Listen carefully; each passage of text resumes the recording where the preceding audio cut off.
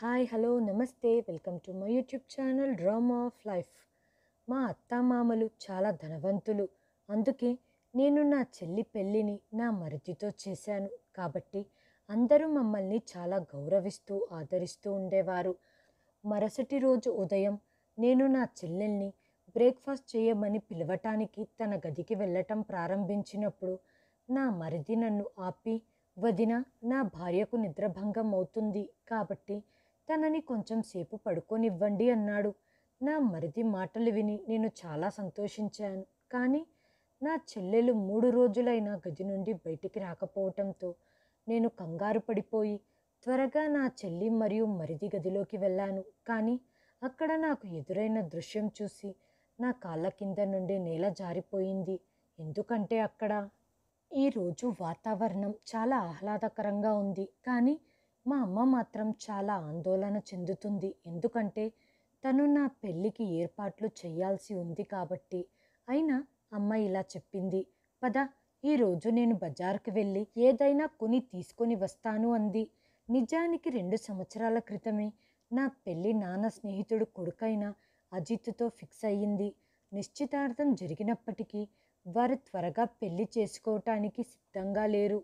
ఏదో ఒక సాకు చూపుతూ పెళ్ళిని వాయిదా వేస్తూనే ఉన్నారు.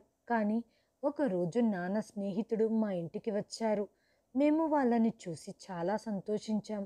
అతడు మా నాన్నతో ఇలా చెప్పాడు, మన పిల్లల పెళ్ళి నిశ్చయమై చాలా కాలమయ్యింది కాబట్టి శ్వేత అజిత్ల పెళ్ళి వీలైనంత త్వరగా జరగాలని కోరుకుంటున్నాను అన్నారు.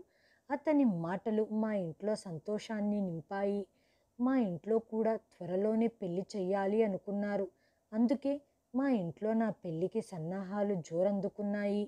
ఇప్పుడు ఇన్ని రోజుల నా నిరీక్షణకు తెరపడింది. ఇప్పుడు మరికొద్ది రోజుల్లో నేను అజిత్ ఒక్కటి కాబోతున్నందుకు నేను చాలా సంతోషించాను. నేను అజిత్తో నిశ్చితార్థం చేసుకున్నప్పటి నుంచి నేను అతన్ని ప్రేమించటం మొదలుపెట్టాను మరియు నా మనసులో అతన్ని నా జీవిత భాగస్వామిగా భావించాను. సరే, అమ్మ షాపింగ్ చేయటానికి బజారుకి వెళ్ళబోతుంటే జోరుగా వర్షం కురవటం మొదలయ్యింది. దాంతో పనులన్నీ ఎక్కడికక్కడే ఆగిపోయాయి. దాంతో అమ్మ తల పట్టుకొని కూర్చొని, అమ్మ శ్వేత, మేము భావోద్వేగానికి లోనై మీ అత్తామామలకు కేవలం 1 నెలలోనే పెళ్ళికి సిద్ధం చేస్తాము అని చెప్పాము. కానీ అది సాధ్యమవుతుందని నేను అనుకోవటం లేదు అని అమ్మ బాధపడుతుంటే నేను అమ్మను ఓదార్చుతూ, అమ్మా, నువ్వు కంగారు పడకు, క్రమంగా పనులన్నీ వాటంతట అవే జరిగిపోతాయి. ఒకవేళ పెళ్ళిలో ఏదైనా ఎక్కువ తక్కువ జరిగినా వాళ్ళు మనల్ని ఎగతాళి చెయ్యరని నాకు నమ్మకం ఉంది. ఎందుకంటే నా పెళ్ళి నాన్న స్నేహితుడి కొడుకుతో జరుగుతుంది కాబట్టి వాళ్ళు ఇలాంటి చిన్న చిన్న విషయాలపై శ్రద్ధ చూపరు అని మేమిద్దరం తల్లి కూతుళ్ళం కలిసి కూర్చొని ఈ విషయంపై మాట్లాడుకుంటూ ఉన్నాం. అప్పుడే ఇంటి తలుపు తట్టిన శబ్దం వచ్చింది. నా చెల్లెలు రచన వెళ్ళి తలుపు తీసింది. తలుపు తెరవగానే తను నవ్వుతూ, వావ్ ఆంటీ, మీరా? చాలా మంచి టైంకి వచ్చారు. వాతావరణం చూసి నేనిప్పుడే వెళ్ళి పకోడీలు వెయ్యాలి అని అనుకుంటున్నాను. సరే ఆంటీ, మీరిప్పుడు వచ్చి మంచి పని చేశారు. నా చేతి పకోడీలు తిన్న తర్వాతే మీరిక్కడి నుంచి వెళ్ళాలి అని చెప్పింది. అప్పుడు ఆంటీ, సరే, పకోడీలు తయారు చేయి, ఇప్పుడు నేను మీ అమ్మను కలిసి వస్తాను అని చెప్పింది. అమ్మ ఆంటీని చాలా ఆప్యాయంగా స్వాగతించింది. కానీ ఆమె వైఖరి మాత్రం కాస్త వింతగా ఉంది. ఆవిడ అజిత్ తల్లి. ఆమె నా అత్తగారు. మొదటి నుంచి వీళ్ళు మా ఇంటికి రావటం పోవటం జరుగుతూ ఉండేది. ఆవిడ అమ్మ పక్కన కూర్చొని ఇలా చెప్పటం మొదలుపెట్టింది, దేవుడు నీకు 2 ఆడపిల్లల్నిచ్చాడు. నీకు కూడా ఒక కొడుకుని ఇచ్చి ఉంటే బాగుండేది అని చెప్పింది. ఆవిడ ఎలాంటి మాటలు మాట్లాడుతుంది అని నేను ఆశ్చర్యపోయి ఆమె ముఖం వైపు చూశాను. మా అమ్మ ముఖంలో కూడా రంగులు మారిపోయాయి. అప్పుడు అమ్మ ఆమెతో, వదిన, ఇది దేవుడిచ్చిన వరం. కొందరికి కొడుకులనిస్తే ఇంకొందరికి ఆడపిల్లల్నిస్తాడు. నిజం చెప్పాలంటే నాకు కూతుర్లు పుట్టడం వల్లే చాలా సంతోషంగా ఉంది. నాకు కొడుకు లేడు అన్న బాధ లేదు అని చెప్పి అమ్మ ఈ విషయాన్ని దాటివేస్తూ వచ్చింది. కానీ ఆమె మాత్రం కొడుకు మరియు కూతురు అంటూ పదే పదే మాట్లాడుతుంది. దాంతో అమ్మ నిస్సహాయంగా నా వైపు చూసింది. ఆవిడ చెప్పిన మాటలు విని చివరికి నేనే కలగజేసుకొని మాట్లాడవలసి వచ్చింది. ఆంటీ, ఇప్పుడు మీరు ఈ మాటలన్నీ వదిలేసేయండి. ఇంతకు మీరు పెళ్లిలో ఎటువంటి చీరలను నగలను ధరించబోతున్నారో చెప్పండి.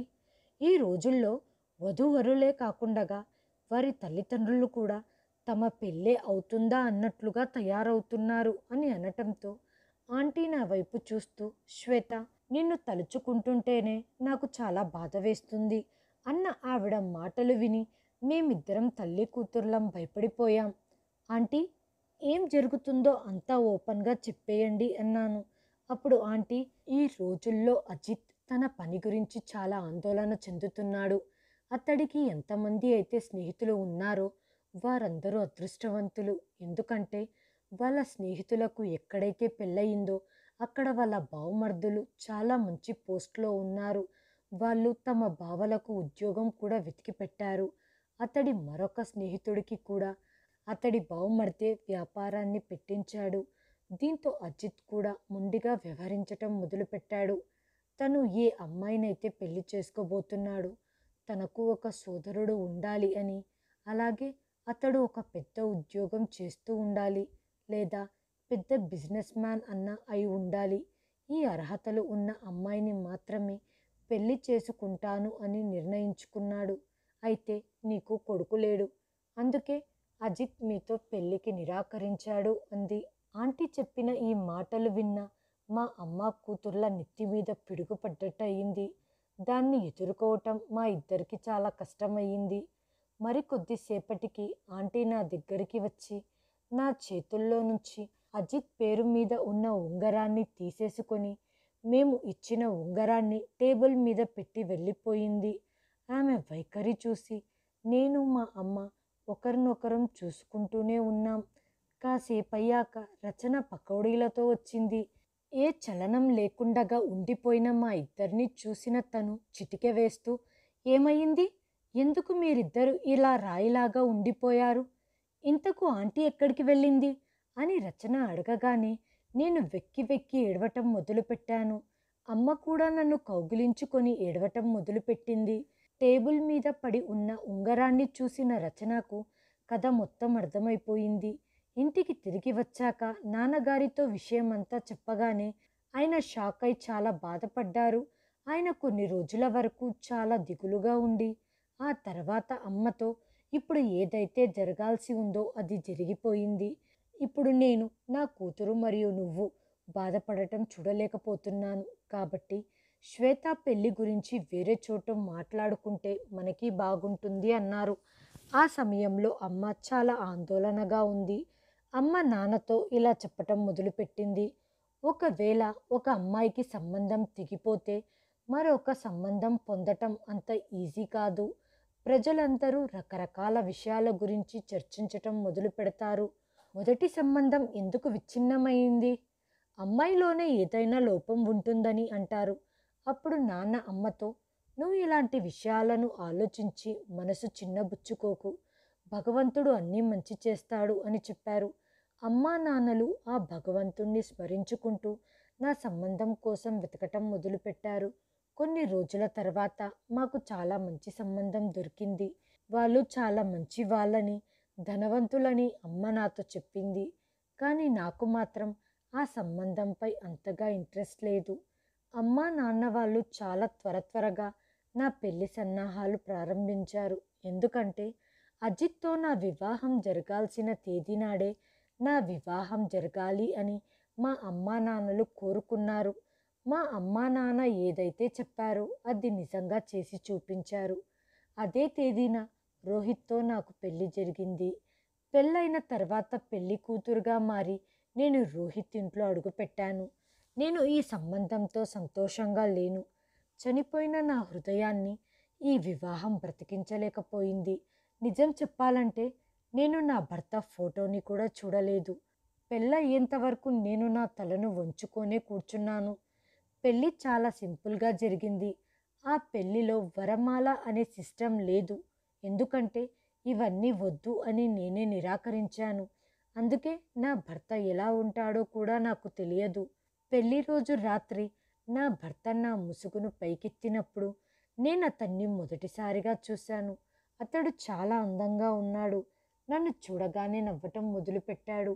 అతడు నవ్వుతూ, శ్వేత, నువ్వు చాలా అందంగా ఉన్నావు అని అన్నారు.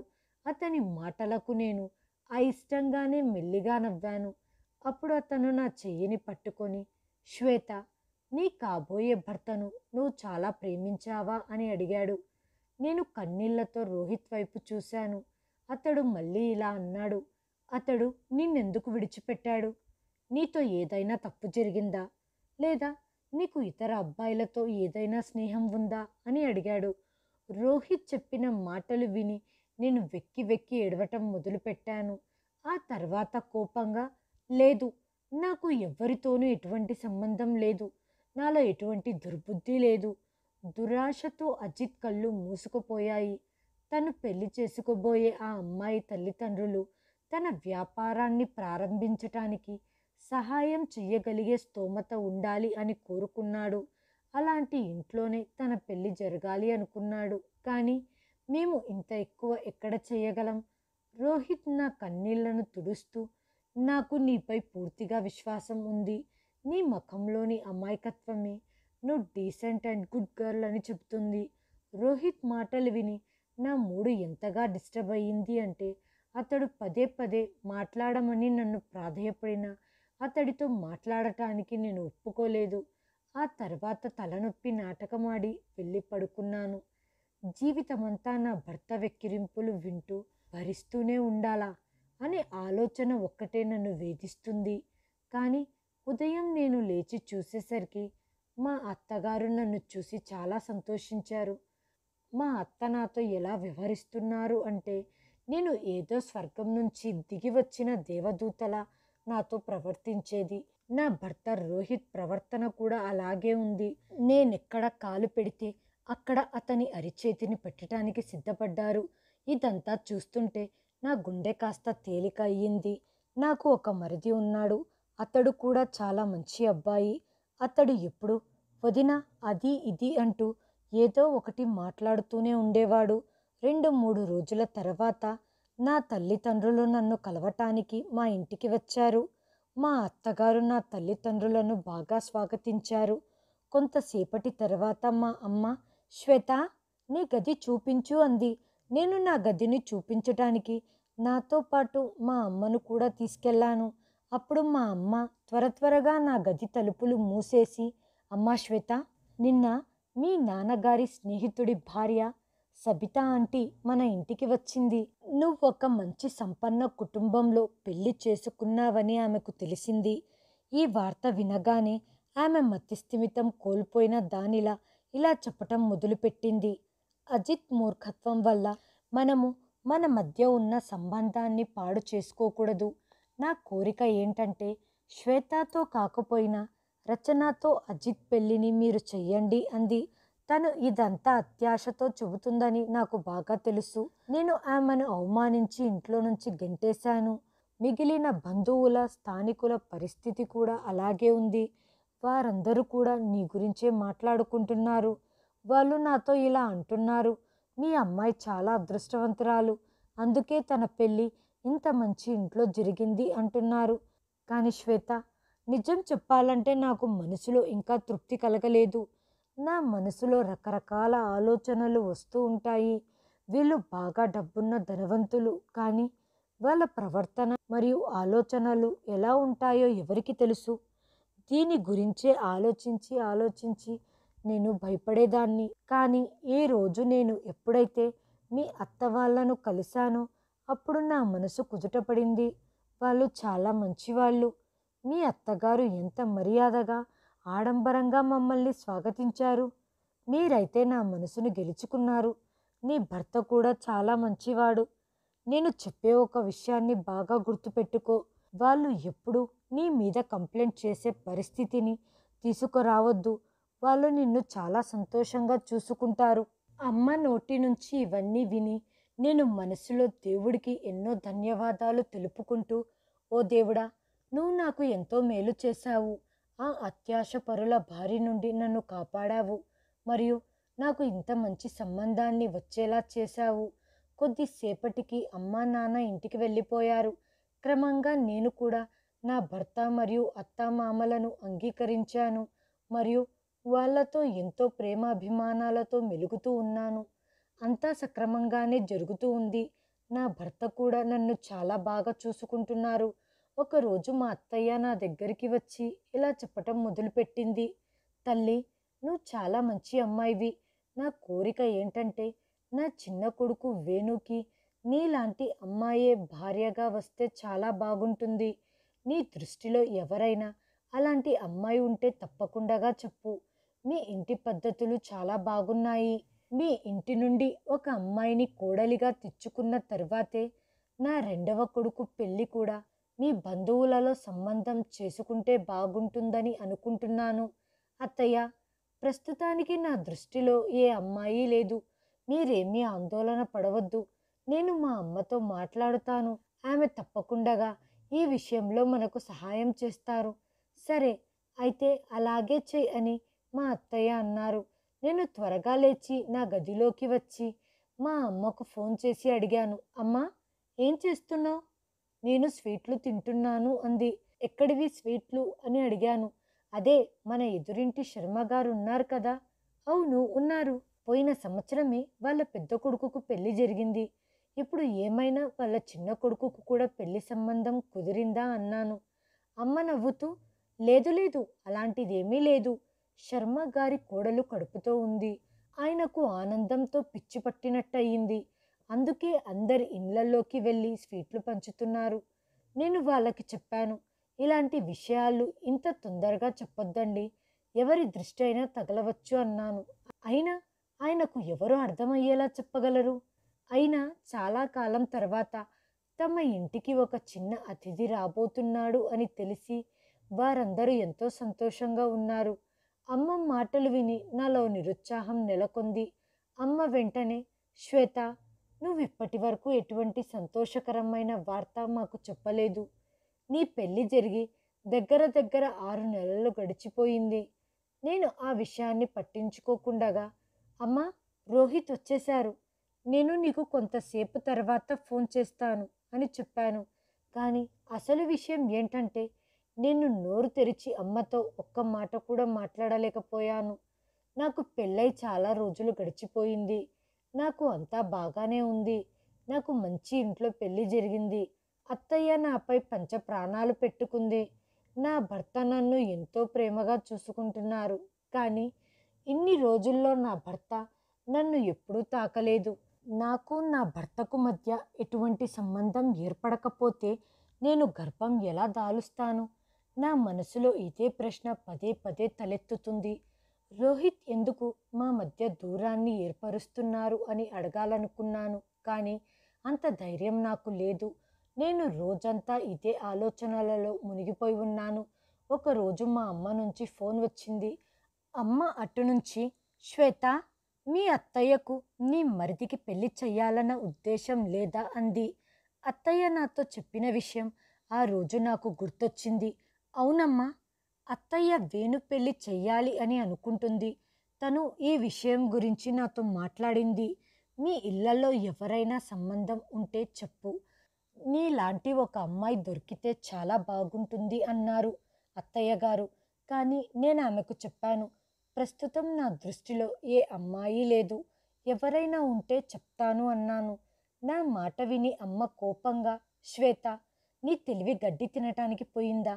నువ్వు నీ చెల్లెలు రచన విషయం చెప్పొచ్చు కదా. నేను కూడా తన పెళ్ళి నీకు జరిగినట్టుగానే మంచి కుటుంబంలో జరిగితే బాగుంటుందని అనుకుంటున్నాను.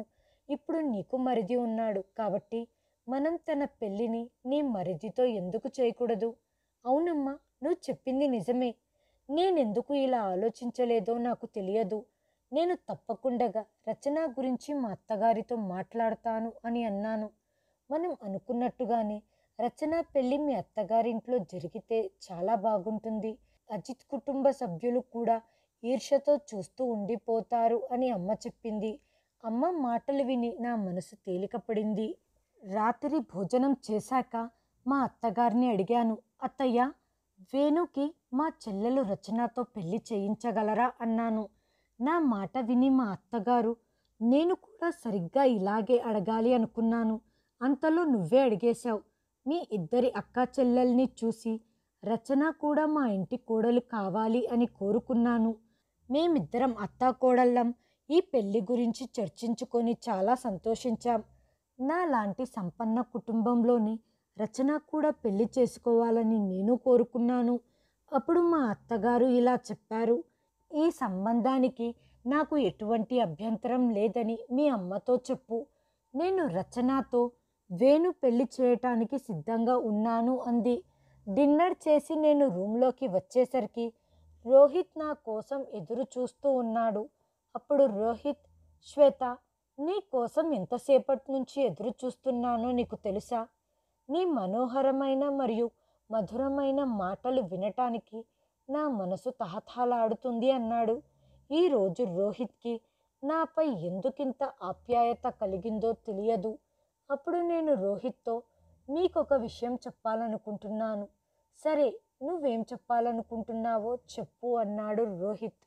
మన ఇంటికి కూడా ఒక చిన్న అతిథి రావాలని నేను కోరుకుంటున్నాను అన్నాను. నా మాట విన్న రోహిత్ ముఖం పాలిపోయింది. అతడు సమాధానం కోసం ఆలోచిస్తున్నట్లుగా కాసేపు నా వైపు చూడటం ప్రారంభించాడు. ఆ తర్వాత అతడు, శ్వేత, నువ్వు నా మనసులోని మాటను చెప్పావు, కానీ నేనేం చేయగలను? నువ్వు కేవలం పడుకోవటానికి మాత్రమే ఈ రూమ్కి వస్తావు. రాగానే వెంటనే నిద్రపోతావు. ఈ విషయం గురించి నీతో మాట్లాడాలి అనుకున్నాను, కానీ ఈ విషయంపై నేను మాట్లాడలేకపోయాను. బహుశా నువ్వు దీనికి ఇంకా సిద్ధంగా లేవేమో అని నేను అనుకున్నాను. అందుకే నేను దీని గురించి నీకు ఫిర్యాదు చెయ్యలేదు. రోహిత్ మాట విన్న తర్వాత నేను ఆలోచనలలో పడ్డాను. ఎందుకంటే అతడు చెప్పింది నిజమే కాబట్టి. పెళ్ళైన రోజు నుంచి ఈ రోజు వరకు నేను రూమ్కి రాగానే వెంటనే నిద్రపోయేదాన్ని. అలా ఎలా నిద్రపోతున్నానో నాకే తెలియదు. ఈరోజు కూడా నా కళ్ళు నిద్రతో భారంగా ఉన్నాయి. మా భార్యాభర్తల మధ్య సంభాషణ ఇంకా పూర్తి అవ్వనే లేదు. అప్పుడే నేను నిద్రపోయాను. తెల్లవారుజామున నిద్ర లేవగానే నా గుండెల మీద ఏదో భారంగా ఉన్నట్టు అనిపించింది. ఆఫీస్కి రెడీ అవుతున్న రోహిత్ని చూసి నేను త్వరగా లేచి కూర్చున్నాను మరియు రోహిత్ చెయ్యి పట్టుకొని, రోహిత్, నన్ను క్షమించు. మనకు పెళ్ళై చాలా రోజులు అయ్యింది, కానీ మనము ఒకరికి ఒకరం దూరంగా ఉన్నాం. ఇప్పటి వరకు నేను నాకు మొదటగా కాబోయే భర్తను మర్చిపోలేకపోయాను. అందుకే నిన్ను నా నుండి దూరంగా ఉంచుతున్నాను అన్న ఈ విషయాన్ని నీ గుండెల్లో పెట్టుకోకు.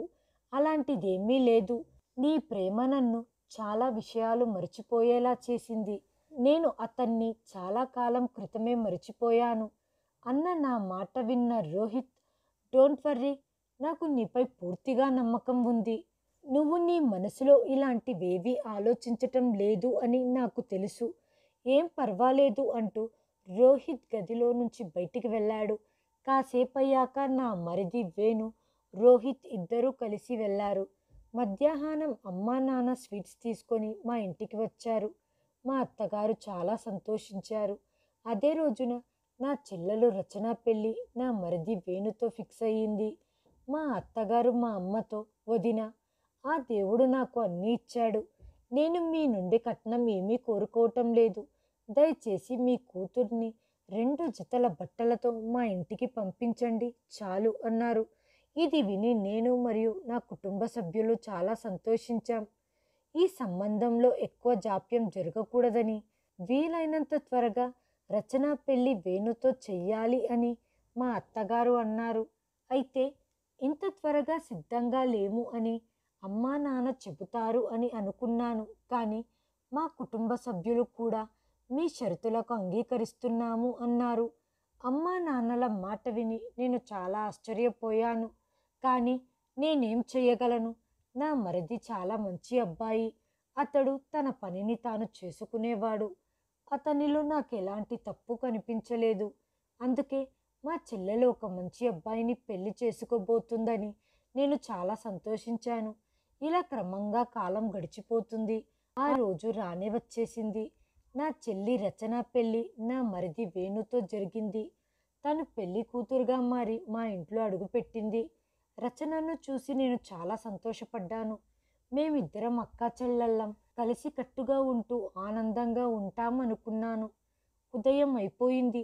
చాలా ఆలస్యం అయినప్పటికీ రచన ఇంకా తన గది నుండి బయటికి రాలేదు. కానీ నా మరిది ఎప్పుడో మేల్కొని బయటికి వచ్చి పనులను చూసుకుంటున్నాడు. నేను వేణుతో, వేణు, రచనను పిలువు, వచ్చి టిఫిన్ చేస్తుంది అన్నాను. వదిన, రచన ఇంకా పడుకుంటుంది, ఆమెను పడుకోనివ్వండి, ఆమెకు నిద్రభంగం కావాలని నేను అనుకోవటం లేదు అన్నాడు. నా మరిది తన భార్యను ఇంత బాగా చూసుకుంటున్నందుకు నేను చాలా సంతోషించి నా పనుల్లో నేను బిజీ అయిపోయాను. చాలా సమయం గడిచిపోయింది. అయినప్పటికీ రచన బయటికి రాలేదు. నేను ఆమె గదిలోకి వెళ్ళబోయాను. అప్పుడే మా అత్తయ్య నా చెయ్యి పట్టుకొని ఆపేశారు. శ్వేత, నీ మరిది మంచివాడు అని అనుకోవద్దు. అతనికి కోపం ఎక్కువ. అతని గదిలోకి వెళ్ళకపోవటమే నీకు మంచిది అన్నారు. నేను నిస్సహాయ స్థితిలో తల ఊపాను. నిజం చెప్పాలంటే నాకు రచనపై చాలా కోపం వస్తుంది. తను బయటికి వచ్చిన తర్వాత తనకు క్లాస్ తీసుకోవాలి అనుకున్నాను. అయినా ఇంతసేపు ఎవరు పడుకుంటారు? నాకేం తెలుసు తన కోసం నా నిరీక్షణ ఇంకా కొనసాగుతూనే ఉంటుంది అని. ఉదయం నుంచి మధ్యాహ్నం అయ్యింది. మధ్యాహ్నం నుంచి సాయంత్రం అయ్యింది. అయినప్పటికీ రచన గదిలో నుంచి బయటికి రాలేదు. నాలో ఆందోళన పెరిగిపోతుంది. ఏం చెయ్యాలో అర్థం కావటం లేదు. నేనిప్పుడు ఏం చెయ్యాలి అని అనుకుంటుండగానే రచన గదిలో నుంచి బయటికి వస్తూ కనపడింది. ఇది చూసి నాకు కొంచెం ప్రశాంతంగా అనిపించింది. కానీ ఒక విషయం నాలో ఆందోళన కలిగించింది. అదేంటంటే తను తలపైన దుప్పటాను ధరించి వస్తుంది. తను తన ముఖాన్ని ఎందుకు కప్పుకొని వస్తుందబ్బా అనుకున్నాను. తను వంటగది వైపు వెళ్ళింది. నేను కూడా తన వెనకాలే వెళ్ళాను. రచన, నువ్వు ఇంతసేపు ఎందుకు పడుకున్నావు? నీకేమైనా ఆరోగ్యం బాగాలేదా? ముఖాన్ని ఎందుకు కప్పి ఉంచుకున్నావు? అంతా బాగానే ఉంది కదా అంటూ తన ముఖానికి కప్పుకున్న గుడ్డను తీసేసేలోపే తను వేగంగా వంటగదిలో నుంచి బయటికి వచ్చి తన గదిలోకి వెళ్ళిపోయింది. నేను కూడా తన వెనకాలే వెళ్ళాను. కానీ తను మాత్రం గదిలోకి వెళ్ళి తలుపు లోపల నుంచి గడియ పెట్టుకుంది. ఆమె యొక్క ఈ ప్రవర్తన చూసి నాకు చాలా కోపం వచ్చింది. కోపంగా ఆ తలుపు తడుతూ ఉన్నాను. నేను కోపంగా, రచన, బయటికి రా, లేకపోతే నా అంత చెడ్డవారు ఎవ్వరూ ఉండరు అని అంటుండగా అప్పుడే నా మరిది అక్కడికి వచ్చాడు. నన్ను చూసి, వదిన, మీరు నాకు నా భార్యకు ఏకాంతంగా గడపటానికి సమయం ఇస్తారా లేదా? మీరు ఇలా చేస్తారని నేను అస్సలు ఊహించలేదు. ఏంటి ఇదంతా అన్నాడు.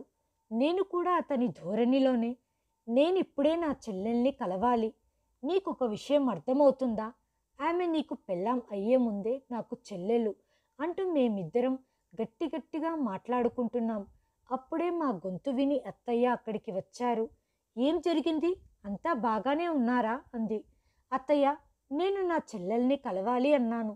అప్పుడు అత్తయ్య నాతో, సరే, నేను ముందు గదిలోకి వెళ్తాను, రచనను కలిసి మాట్లాడతాను, ఆమె నిన్ను ఎందుకు కలవకూడదు అనుకుంటుందో అడుగుతాను. అత్తయ్య తలుపు తడుతూ, రచన, తలుపు తీయమ్మా. మా అత్తయ్య స్వరం వినగానే రచన వెంటనే తలుపు తెరిచింది. మా అత్తయ్య వెంటనే గదిలోకి వెళ్ళింది. ఇదంతా చూసి నేను చాలా ఆశ్చర్యపోయాను. నేను అడిగితే రచన తలుపెందుకు తీయలేదు? అత్తయ్య అడిగిన వెంటనే ఎందుకు తెరిచింది అని ఆలోచిస్తున్నాను. కొంతసేపటికి అత్తయ్య బయటికి వచ్చారు. శ్వేత, రచన నీతో కలవాలనుకోవటం లేదు, మాట్లాడాలనుకోవటం లేదు. మీ ఇద్దరి మధ్య ఏదైనా జరిగి ఉంటే నాకు చెప్పు. నేను మెల్లగా తలదించుకొని ఏమీ లేదు అని తల ఊపాను. ఆ తర్వాత నా గదిలోకి వెళ్ళిపోయాను. నా మనసులో ఆందోళన పెరిగిపోతుంది. ఒక్క రాత్రిలోనే నా చెల్లెలకి ఏమైపోయింది?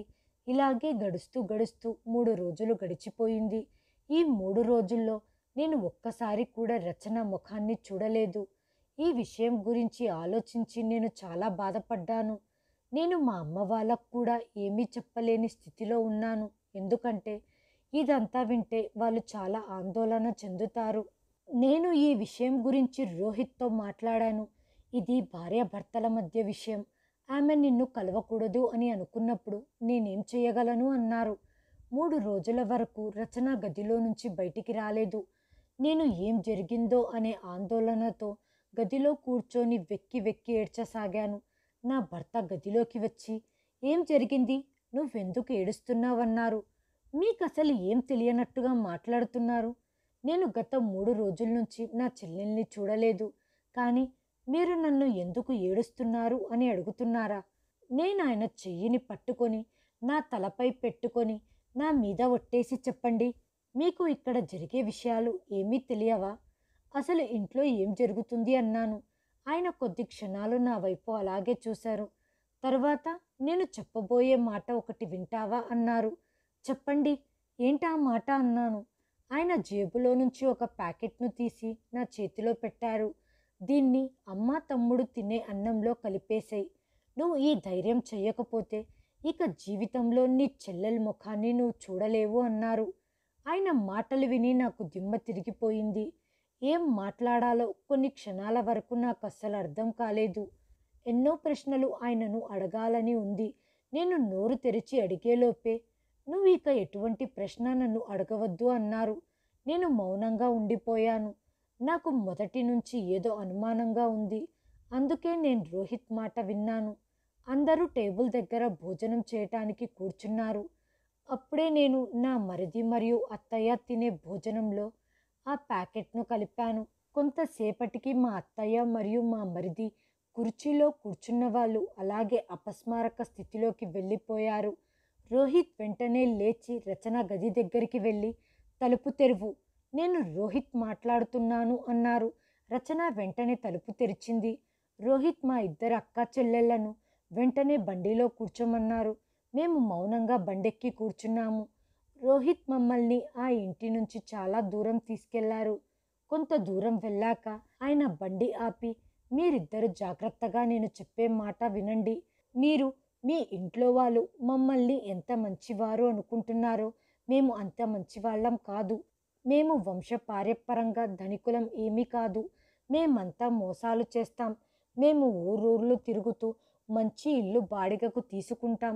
బాగా డబ్బున్న వాళ్ళలా నటిస్తాం. ఆ తర్వాత అందమైన పేదింటి అమ్మాయిలను పెళ్లి చేసుకొని వాళ్ళను ఎక్కువ ధరకు అమ్మేస్తాం. తర్వాత అక్కడి నుంచి పారిపోతాం. శ్వేత, నువ్వు నాకు రాత్రుళ్ళు ఎటువంటి ప్రశ్నలు అడగకూడదు అన్న ఉద్దేశంతో నీకు కూడా ప్రతిరోజు రాత్రి మత్తు కలిగించే మందు ఇచ్చేవాణ్ణి. నువ్వు నీ చెల్లి పెళ్ళి వేణుతో చేసిన తర్వాత మిమ్మల్ని ఇద్దరిని అమ్మేద్దామనుకున్నాము. కానీ ఇన్ని రోజులు నీతో ఉండి నేను నిన్ను ప్రేమించసాగాను. మీ ఇద్దరిని ఆ ఇంట్లో నుంచి రక్షించాలనే నా ప్రయత్నం ఇప్పటికీ ఫలించింది.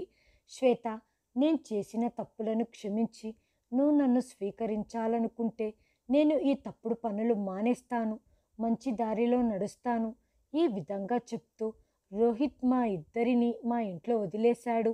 నేను రచనను అడిగాను, "నువ్వు నాతో ఎందుకు మాట్లాడలేదు" అని. అప్పుడు రచన, "వేణు నన్ను మొదటి రోజే బెదిరించాడు. నేను నీతో మాట్లాడితే వాళ్ళు నిన్ను చంపేస్తాము అని అన్నారు. వాళ్ళు నా మొబైల్ కూడా లాక్కున్నారు. నేను ఏమీ చెయ్యలేని నిస్సహాయ స్థితిలో ఉన్నాను. వాళ్ళు ఎలా చెప్తే నేను అలా చేస్తూ వచ్చాను. ఈ విషయాలన్నీ నేను మా అమ్మా నాన్నతో చెప్పాను. వాళ్ళు ఇదంతా విని షాక్ తగిలినట్టుగా నిలబడిపోయారు. తన తప్పును తెలుసుకొని మా జీవితాన్ని కాపాడిన రోహిత్తో నేను జీవితాన్ని పంచుకోవాలి అని నిర్ణయించుకున్నాను. రోహిత్ పోలీసులను పిలిచి వాళ్ళ గ్యాంగునంతా పట్టించాడు. రోహిత్ నన్ను చాలా ప్రేమించేవాడు. మా దగ్గర ఎక్కువ డబ్బు అయితే లేదు, కానీ ఆ దేవుడు నా సంసారం కూలిపోకుండగా కాపాడాడు. అదేవిధంగా నాకు చాలా నమ్మకం ఉంది, అతి త్వరలోనే నా చెల్లికి కూడా మంచి సంబంధం దొరుకుతుంది అని. హాయ్ ఫ్రెండ్స్, ఈ వీడియోని చివరి వరకు చూసినందుకు ధన్యవాదాలు. ప్లీజ్ సబ్స్క్రైబ్ చేయండి, లైక్ చేయండి, షేర్ చేయండి, కామెంట్ చేయండి. Thanks for watching.